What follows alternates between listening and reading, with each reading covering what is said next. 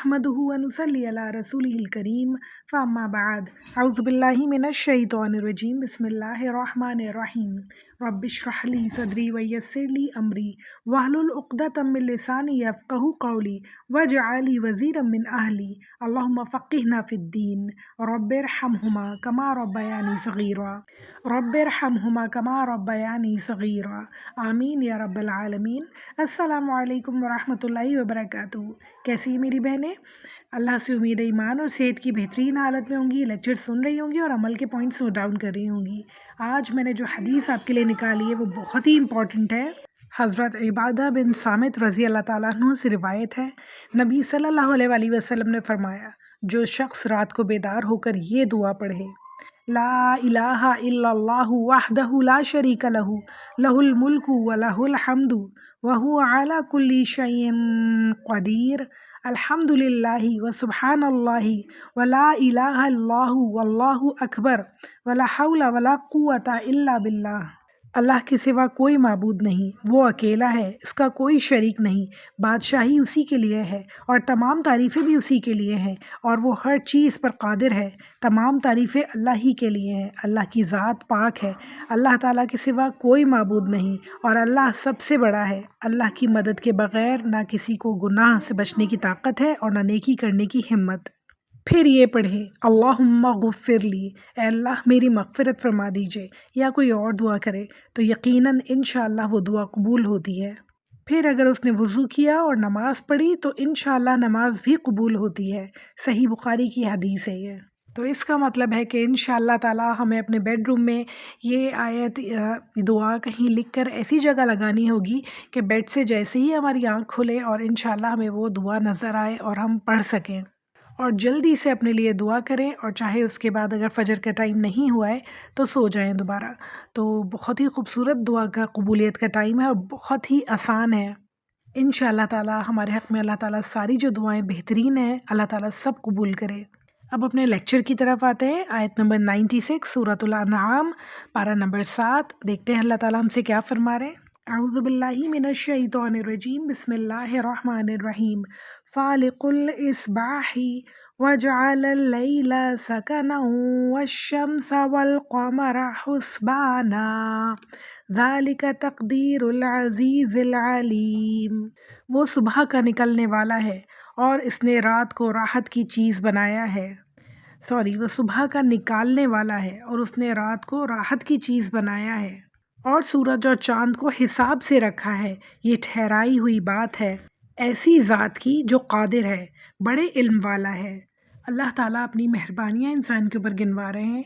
इतनी खूबसूरत बात है। ये हम समझते हैं छोटी सी बात है, दिन को रात में चेंज कर दिया, रात को दिन में चेंज कर दिया। अगर आप देखें तो कितने ज़्यादा फेवर्स हैं इसमें इंसान के लिए। जिन जगहों पे सूरज 6-6 महीने रहता है और फिर रात 6-6 महीने रहती है, उनसे पूछें कि ज़िंदगी कितनी मुश्किल है। अल्लाह ताला का कितना एहसान है ये कि अल्लाह ताला हर रोज़ हमारे लिए दिन को रात में चेंज करते हैं और रात को दिन में चेंज करते हैं। जब सुबह होती है तो हमें पता चल जाता है कि काम का वक्त है, इंसान फ्रेश उठता है और अपने सारी जिम्मेदारियां पूरी करता है। और जब रात हो जाती है तो एकदम सुकून छा जाता है, एकदम सन्नाटा हो जाता है। अल्लाह ताला सब चीज़ों पे पर्दे डाल देते हैं और अल्लाह ताला कहते हैं अब सुकून से सो जाओ, ना आवाज़ें हैं,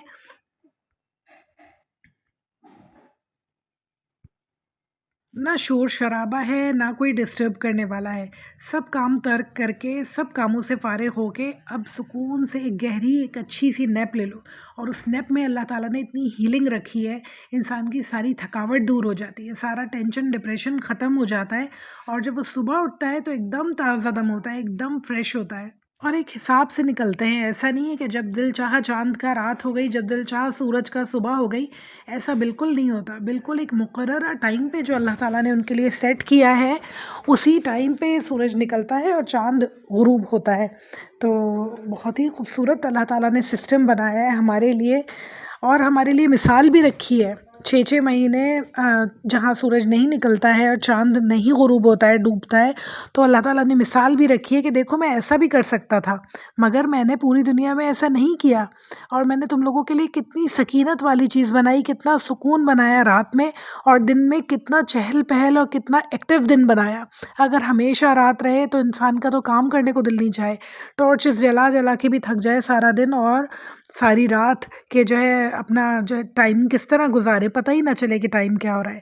تو اللہ تعالیٰ کی اتنی بڑی رحمت ہے یہ دن اور رات کا چینج، اتنا بڑا ایک کام ہے یہ، پوری دنیا کو روشن کر دینا اور پھر پوری دنیا کو اندھیرا کر دینا۔ اللہ تعالیٰ مختلف وقتوں پہ مختلف دنیا کے حصوں کے ساتھ ایسا کرتے ہیں، تو دیکھیں کتنی زیادہ بڑی ڈیوٹی اللہ تعالیٰ کے ذمہ ہے، سبحان اللہ، جو اللہ تعالیٰ نے مقرر کیا ہوا ہے ان لوگوں کو، اپنی مخلوق کو، اور بالکل حساب سے چلتے ہیں۔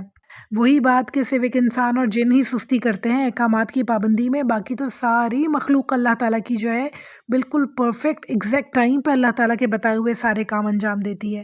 اللہ تعالیٰ ہمیں بھی انہی لوگوں میں سے شامل فرما دے، ہمیں بھی انہی مخلوق میں سے شامل فرما دے جو اللہ تعالیٰ کی اطاعت میں بالکل بھی دیر نہیں کرتے، بالکل سستی نہیں کرتے۔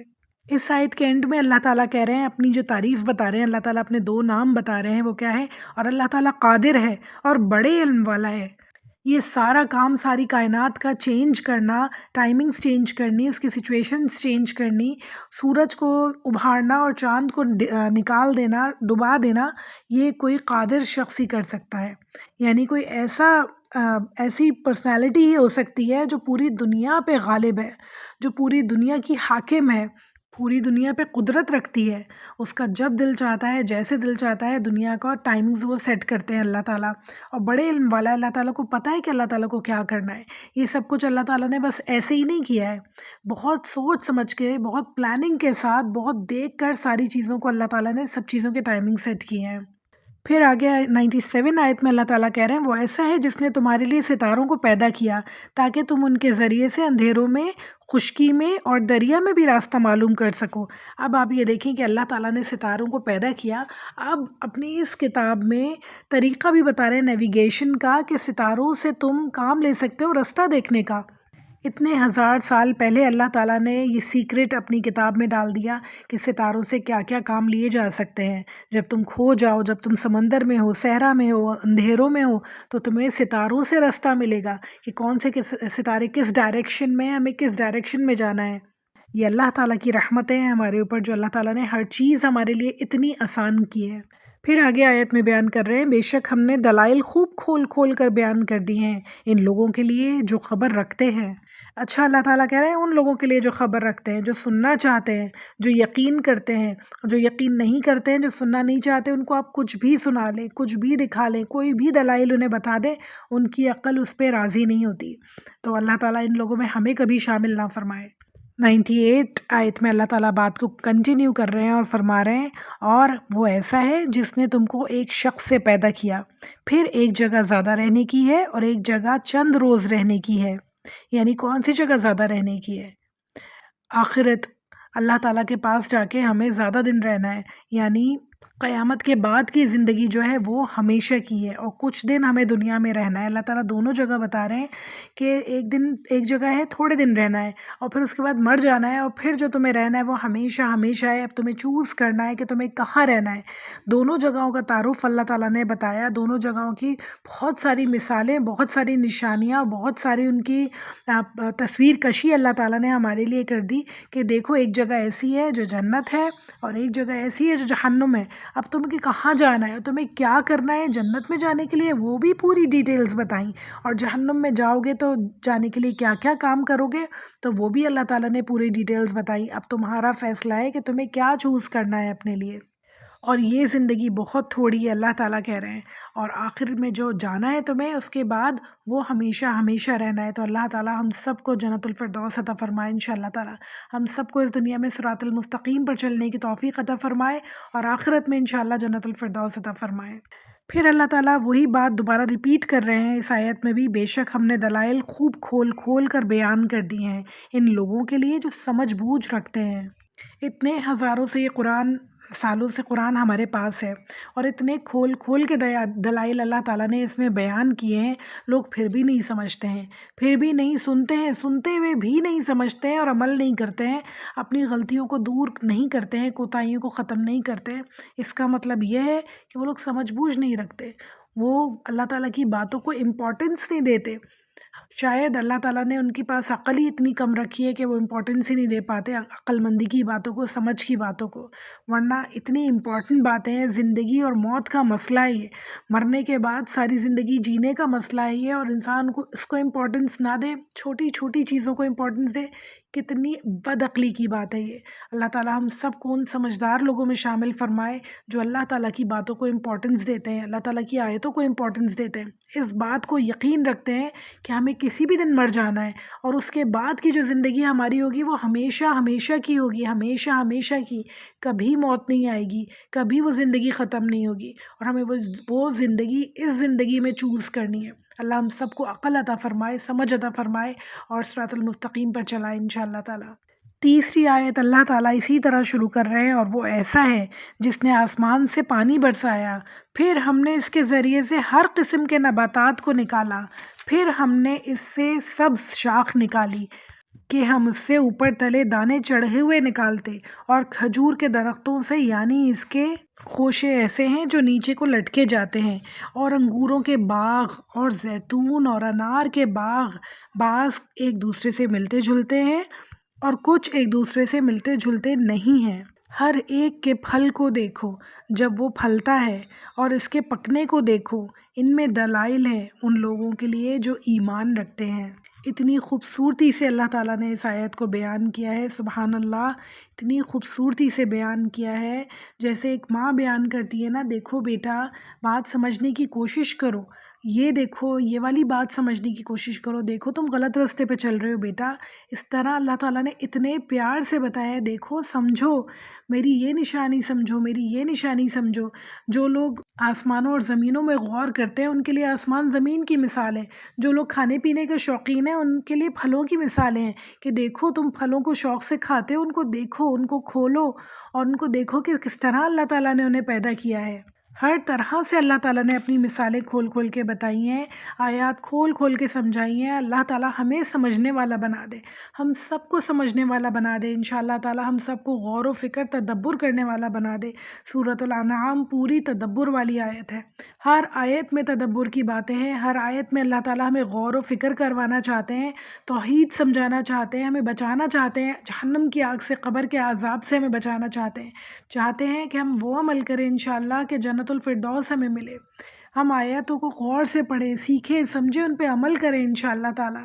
اپنی زندگیوں کو بدلنا ہے ہمیں، کیونکہ یہ قرآن پڑھ کر، سمجھ کر بھی ہم نے اگر اپنی زندگیوں کو نہیں بدلا، اپنے لائف سٹائل کو نہیں چینج کیا، اپنی بری عادتوں کو اپنے اندر سے نہیں نکالا، تو کوئی فائدہ نہیں ہوگا، قرآن پڑھنے کا بھی کوئی فائدہ نہیں ہوگا، کیونکہ قرآن عمل کی کتاب ہے، صرف پڑھنے کی کتاب نہیں ہے۔ ہم یہ سوچتے ہیں نہیں، پڑھنے سے بھی تو ثواب ملتا ہے، پڑھنے سے ثواب ملتا ہے، مگر صرف پڑھنے سے ثواب نہیں ملتا، اللہ تعالیٰ کو صرف پڑھانا نہیں ہے اس کو، یہ ایک عمل کی کتاب ہے، اس میں ہر آیت میں احکامات ہیں، ہر آیت میں تدبر کی باتیں ہیں۔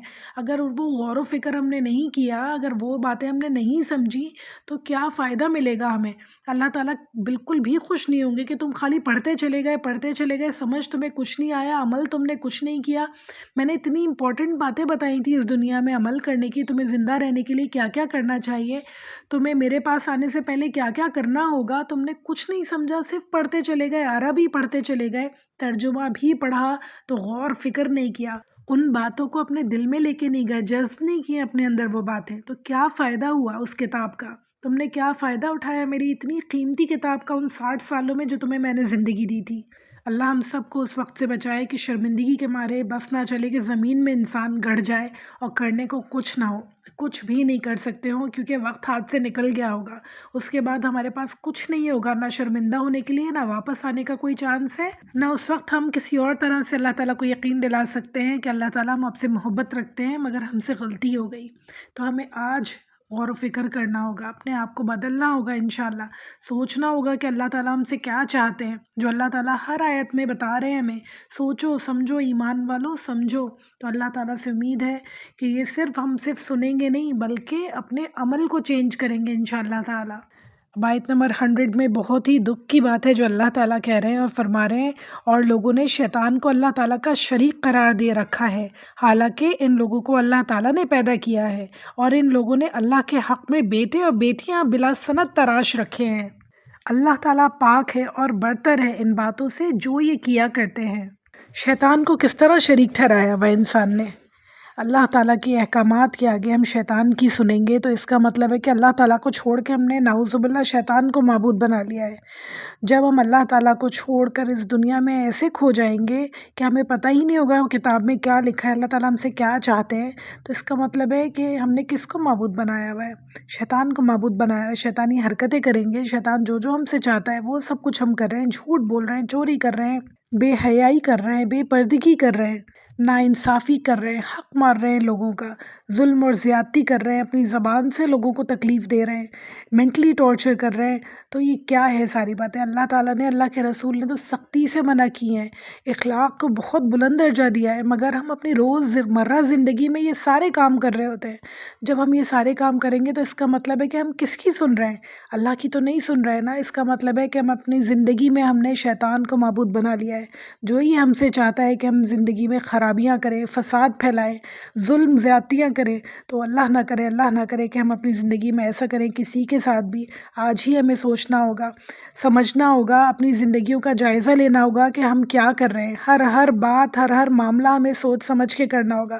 زبان سے الفاظ نکالنے سے پہلے سوچنا ہوگا کہیں یہ بات اللہ تعالیٰ کو بری نہ لگے، کہیں یہ بات کسی انسان کا دل نہ دکھائے کہ اللہ تعالیٰ مجھ سے پوچھے کہ میں نے منع کیا تھا تم نے پھر ویسا ہی کام کیا۔ میں کہیں کسی کے ساتھ زیادتی نہ کروں، کسی کے ساتھ ظلم نہ کروں، کسی کا حق نہ ماروں۔ تو ہمیں یہ چیزیں سب کچھ سوچ سوچ کے اپنا دن گزارنا ہوگا۔ بہترین طریقہ یہ ہوتا ہے کہ رات کو سوتے وقت انسان سوچے کہ آج میں نے پورا دن کیسے گزارا۔ اسٹارٹ اس طرح کرنا ہے ہمیں، پھر ہمیں پتہ چلے گا ایک ایک دن کی بات سوچ سوچ کے کہ ہم نے کہاں کہاں غلطی کی۔ پھر ہم ارادہ کریں کہ اگلے آنے والے دن ان میں سے کوئی بات ریپیٹ نہیں ہونی چاہیے۔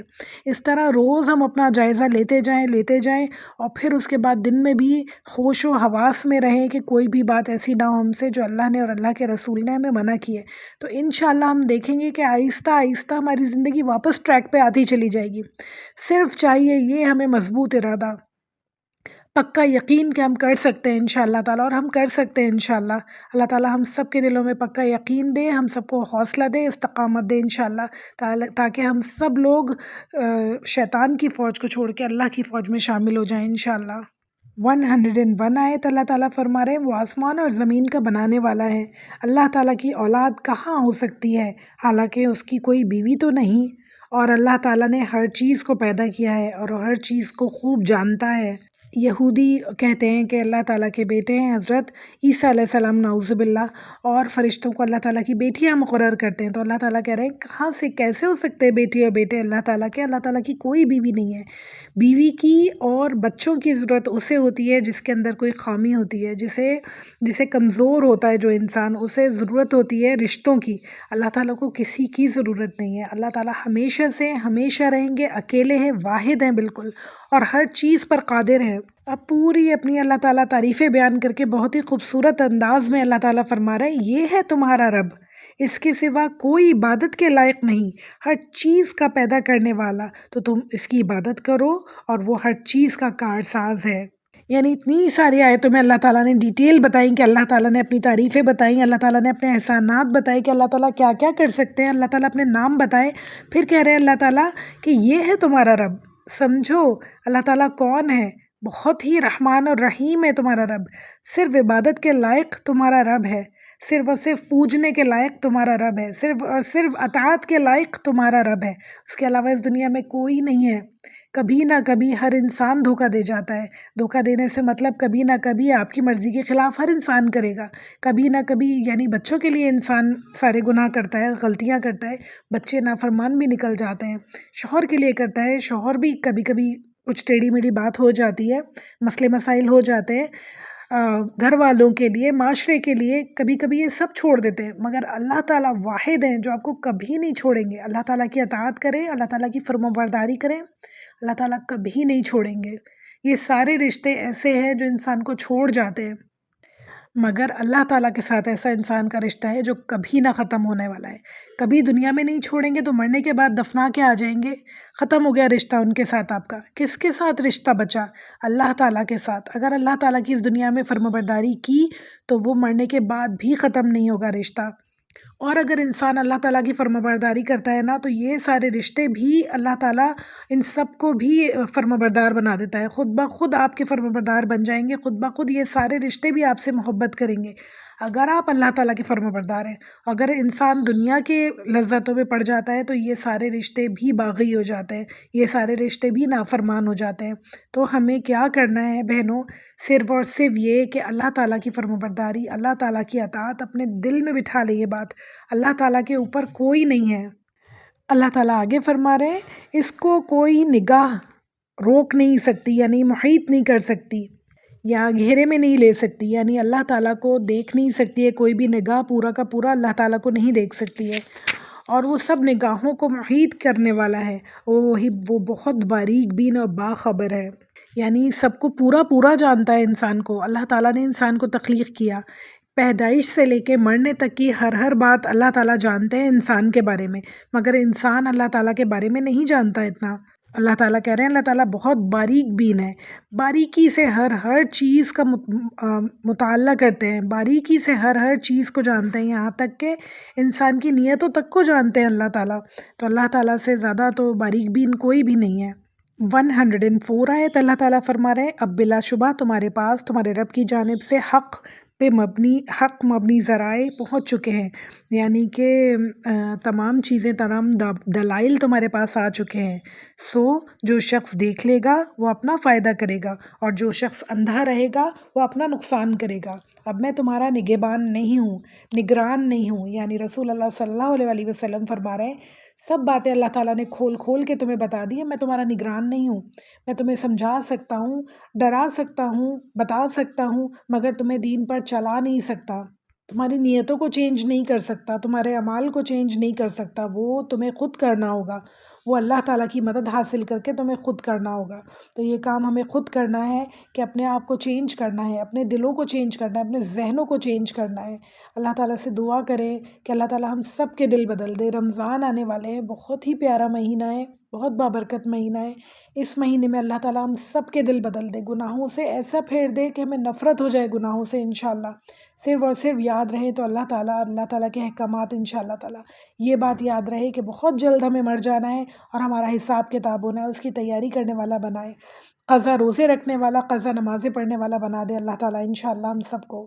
105 آیت اللہ تعالیٰ اسی بات کو کنٹینیو کر رہے ہیں اور کہہ رہے ہیں اور ہم اس طور سے دلائل کو مختلف پہلوؤں سے بیان کرتے ہیں تاکہ یہ یوں کہیں کہ آپ نے کسی سے پڑھ لیا ہے، یعنی رسول اللہ صلی اللہ علیہ وسلم کو اللہ تعالیٰ نے صرف اور صرف اسی لیے ہی پڑھا لکھا نہیں بنایا، امی رکھا، تاکہ کوئی یہ نہ سیکھے، یہ نہ کہہ سکے کہ رسول اللہ صلی اللہ علیہ وسلم کہیں سے پڑھ کے سناتے ہیں، کوئی سکھا دیتا ہے اور آپ جو ہے وہ بتا دیتے ہیں، بلکہ انہیں یہ پتہ ہونا چاہیے کہ آپ صلی اللہ علیہ وسلم کو پڑھنا لکھنا نہیں آتا ہے، اور یہ اتنی امپورٹنٹ باتیں، اتنی جامع کلام وہ کہاں سے سیکھتے ہیں؟ یقیناً یہ کسی غیب کی باتیں ہیں، یقیناً یہ کوئی غالب ذات ہے جو رسول اللہ صلی اللہ علیہ وسلم کے پاس وہی بھیجا کرتی ہے۔ پھر آگے اللہ تعالیٰ فرما رہے ہیں اور تاکہ ہم ان کو دانش مندوں کے لیے خوب ظاہر کر دیں، یعنی عقل مندوں کے لیے ظاہر کر دیں یہ دلائل۔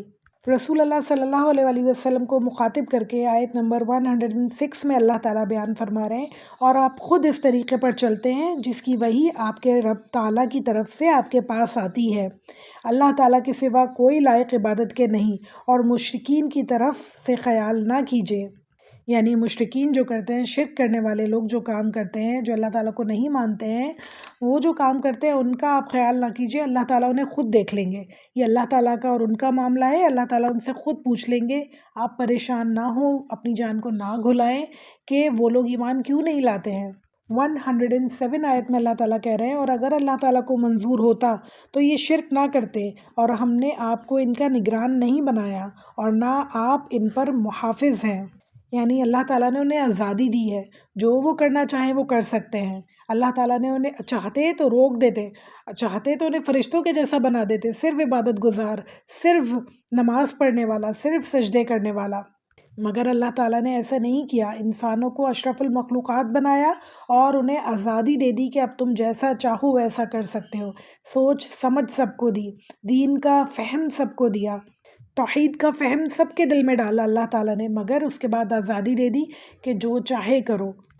پھر آگے آیت نمبر 108 میں اللہ تعالیٰ کہہ رہے ہیں اور گالی مت دو ان کو جن کی یہ لوگ اللہ تعالیٰ کو چھوڑ کر عبادت کرتے ہیں، کیونکہ پھر وہ برائے جہل یعنی جہالت میں مبتلا ہو کر حد سے گزر کر اللہ تعالیٰ کی شان میں گستاخی کریں گے۔ یعنی اللہ تعالیٰ منع کر رہے ہیں کہ دیکھو جو لوگ کسی چیز کی پوجا کر رہے ہیں تو ان کو گالی مت دو، انہیں برا بھلا مت کہو۔ یہ بات ہمیں سمجھنی ہوگی۔ ہم لوگوں کو بھی برا بھلا کہنے لگتے ہیں اور ان کی بھی برا بھلا کہنے لگتے ہیں جن کی وہ پوجا کر رہے ہیں۔ ایسا کرنا منع ہے۔ اللہ تعالیٰ کہہ رہے ہیں کہ وہ لوگ ایسا نہ ہو کہ جہالت میں اللہ تعالیٰ کو برا بھلا کہنے لگے، اللہ کی شان میں گستاخی کرنے لگے، تو ایسا بالکل نہیں کرو۔ اللہ تعالیٰ بتا رہے ہیں کیوں ایسا ہوگا، ہم نے اسی طریقے کے لوگوں کو ان کا اعمال مرغوب بنا رکھے ہیں، یعنی جو وہ کرتے ہیں انہیں وہ بہت اچھا لگتا ہے، انہیں وہ بالکل صحیح لگتا ہے، انہیں عقل نہیں ہے، سمجھ نہیں ہے، وہ جہالت میں مبتلا ہے اس وقت۔ تو ہمارا کام کیا ہے کہ انہیں اس جہالت سے نکالیں، اور یہ نہیں کہ ہم ان کے معبودوں کو گالیاں دے کے مزید انہیں جہالت میں ڈبو دیں، کیونکہ کسی سے بھی اس طرح بات کر کے آپ اسے دین کی طرف نہیں لا سکتے، بلکہ اللہ تعالیٰ کا تعارف انہیں بہت اچھے الفاظ میں کروائیں، تو انشاءاللہ آہستہ آہستہ آہستہ آہستہ ہونے والے کام ہیں، یہ بہت زیادہ بتدریج ہوتے ہیں اور بہت زیادہ صبر مانگتے ہیں، تو آہستہ آہستہ سمجھاتے جائیں انشاءاللہ اللہ تعالیٰ جس دن بھی ایک ذرا سی اللہ تعالیٰ نے ہدایت ان کے دل میں ڈال دی، اس دن ان کا دل بدل جائے گا اور یہ ساری بری باتیں وہ چھوڑ دیں گے انشاءاللہ۔ پھر آگے کنٹینیو کر رہے ہیں آیت کو اور کہہ رہے ہیں پھر اپنے رب کے پاس ہی نے جانا ہے، سو وہ ان کو بتا دے گا کہ جو کچھ بھی وہ کیا کرتے تھے، یعنی اللہ تعالیٰ کا معاملہ ہے ان کے ساتھ کہ وہ کیا کرتے ہیں۔ یہ انسان کا انسان سے معاملہ نہیں ہے، ہم کسی سے بدلہ نہیں لے سکتے، ہم کسی کو جان سے مار نہیں سکتے، برا بھلا نہیں کہہ سکتے، گالیاں نہیں دے سکتے، یہ ہمیں شوبہ نہیں دیتی ہیں باتیں۔ اور خاص طور پہ ایک داعی کو جو اللہ تعالیٰ کا پیغام لے کر لوگوں تک جاتا ہے، اسے بالکل شوبہ نہیں دیتا کہ وہ کسی کو بھی کسی بھی طرح برا بھلا کہے، کسی بھی طرح کسی کو کافر منافق کہے، کسی کو شیطان کہے، کسی کو برا بھلا کہے، جہنمی کہے، ہرگز بھی یہ بات ہمیں سوٹ نہیں کرتی ہے۔ ہمیں چاہیے بہت اچھے اخلاق کے ساتھ، بہت محبت کے ساتھ لوگوں کو سمجھائیں انشاءاللہ تعالیٰ، اور آہستہ آہستہ سمجھائیں، صبر کے ساتھ سمجھائیں، تو انشاءاللہ تعالیٰ اللہ تعالیٰ بہتر کریں گے معاملات۔ 109 آیت اللہ تعالیٰ کہہ رہے ہیں اور ان لوگوں نے قسموں میں بڑا زور لگا کر اللہ تعالیٰ کی قسم کھائی کہ اگر ان کے پاس کوئی نشانی آ جائے تو وہ ضرور ہی اس پر ایمان لے آئیں گے۔ آپ کہہ دیجئے کہ نشانیاں سب اللہ کے قبضے میں ہیں، اور تم کو اس کی کیا خبر کہ وہ نشانیاں جس وقت آ جائیں گی یہ لوگ تب بھی ایمان نہ لائیں گے۔ یعنی یہ لوگ کہتے تو ہیں ابھی بہت جان لگا کے، بہت زیادہ اس بات پہ یقین دلا کے کہ نشانیاں لے آؤ ہم ایمان لے آئیں گے، قرآن سے بڑھ کر کیا نشانی ہوگی، ہر بات اتنی کھول کے بتائی ہے، وہ باتیں جو انسان کبھی نہیں جانتا تھا، وہ باتیں جو آج تک انسان کے لیے ایک معمہ تھیں، اللہ تعالیٰ نے کھول کے قرآن میں سمجھائی ہیں، سکھائی ہیں، تو بتائیں کہ اس سے بڑھ کر نشانی کیا چاہیے ہوگی انسان کو۔ یعنی اللہ تعالیٰ یہ بتانا چاہ رہے ہیں کہ جو اس قرآن کو دیکھ کر ایمان نہیں لایا وہ کبھی ایمان نہیں لائے گا، جتنا بھی وہ قسمیں کھا لے کہ کوئی معجزہ ہو جائے تو ہم ایمان لے آئیں، کوئی معجزہ اس کا دل نہیں پگھلا سکتا۔ 110 ہماری لیکچر کی لاسٹ آیت اللہ تعالیٰ فرما رہے ہیں اور ہم بھی ان کے دلوں کو، ان کی نگاہوں کو پھیر دیں گے جیسا کہ یہ لوگ اس سے پہلی دفعہ ایمان نہیں لائے، یعنی وہ ایمان پہلی دفعہ نہیں لائے، اب اس کا وبال ان پہ ایسا پڑے گا کہ یہ کبھی بھی ایمان نہیں لائیں گے۔ اور پھر فرما رہے ہیں اور ہم ان کو ان کی سرکشی میں حیران رہنے دیں گے، یعنی ہمیشہ وہ سرکشی میں پڑے رہیں گے، ہمیشہ اسی میں مبتلا رہیں گے، کبھی نہیں پلٹیں گے اللہ تعالیٰ کی طرف، کبھی ان کا دل نہیں پلٹے گا، کبھی ان کی نگاہیں حق اور سچ نہیں دیکھ سکیں گی، کان سچ نہیں سن سکیں گے، ان کا دل محسوس نہیں کر سکے گا۔ اللہم لا جعلنا منہم، اللہ ایسے لوگوں میں ہمیں کبھی شامل نہ فرمائے۔ ہم نے دیکھا کہ رسول اللہ صلی اللہ علیہ وسلم کے زمانے میں بہت سے ایسے لوگ تھے اور ہم آج بھی دیکھتے ہیں کہ بہت سارے ایسے لوگ ہیں، مسلمانوں میں بھی بہت سارے ایسے لوگ آپ کو ملیں گے۔ تو اللہ تعالیٰ سے بہت بہت دعا ہے ان سب کے لیے کہ اللہ تعالیٰ جتنے لوگ خاص طور پہ مسلمانوں میں سے ہیں، اللہ تعالیٰ ان سب کے دلوں کو کھول دیں، ان سب کے دلوں کے پردے ہٹا دیں، ان کی سب کی آنکھوں کی بصارت واپس فرما دے، وہ دیکھ سکیں، سکیں، سمجھ سکیں۔ اللہ تعالیٰ کی آیتیں جب ان کے سنائی جائیں، انہیں پڑھائی جائیں تو ان کے دل پہ گہرا اثر کریں، ان کا دل بدل جائے انشاءاللہ، وہ اللہ تعالیٰ کے راستے پر چلنے لگے انشاءاللہ، وہ اللہ تعالیٰ کی نشانیوں کو دیکھ کے اللہ تعالیٰ کو پہچان لے انشاءاللہ تعالیٰ۔ اللہ تعالیٰ ہم سب کو توفیق دے، ہم سب کی زبانوں میں وہ تاثیر دے کہ سننے والا انشاءاللہ اللہ تعالیٰ کی طرف پلٹ آئے۔